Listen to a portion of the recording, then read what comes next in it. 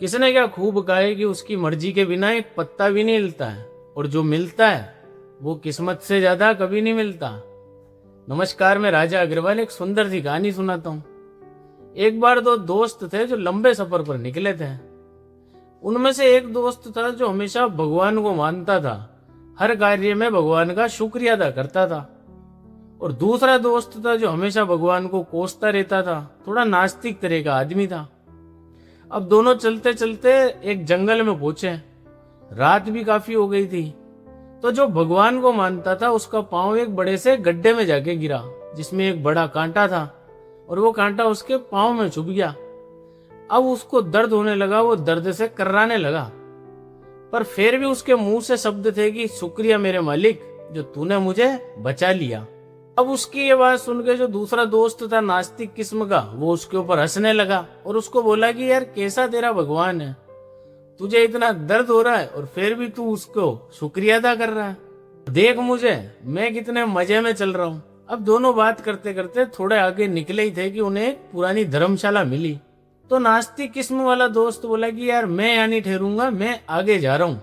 अब जिसके कांटा लगा था वो वहीं रुक गया, क्योंकि उसके पाँव में भी दर्द हो रहा था और उससे चला भी नहीं जा रहा था। अब अगली सुबह वो दोस्त उठा, धर्मशाला से बाहर निकल के थोड़ी आगे बढ़ा, तो उसे पता चला कि कल रात को थोड़ा आगे डाकुओं ने हमला कर दिया था, और उसका जो दोस्त आगे निकला था उसका डाकुओं ने सब कुछ लूट लिया है, और डाकू उसे बंदी बनाकर अपने साथ ले गए हैं।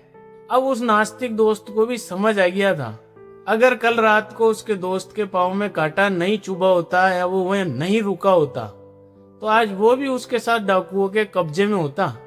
वो अच्छे से जान चुका था कि वो कांटा उसका दर्द देने के लिए नहीं, बल्कि उसकी जान बचाने के लिए चुभा था।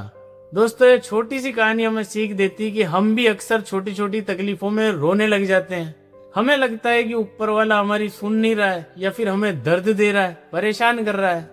पर हमेशा याद रखना कि वो हमें छोटी छोटी चोट इसलिए देता है ताकि हमें आगे किसी बड़े घाटे से बचा सके। इसलिए कभी भी ऊपर वाले के प्लान पर शक मत करो, क्योंकि वो तुम्हें वहां नहीं ले जाता जहां तुम जाना चाहते हो, बल्कि वो वहां ले जाना चाहता है जहां पर तुम्हारी जरूरत सबसे ज्यादा है। और जाते जाते आरजे राजा कहना चाहेगा कि अपनों के प्यार और ऊपर वाले के आशीर्वाद से दुनिया को दिखाने के लिए नहीं, खुद से नजर मिलाने के लिए जियो। कल फिर मिलते हैं एक नई सीख के साथ।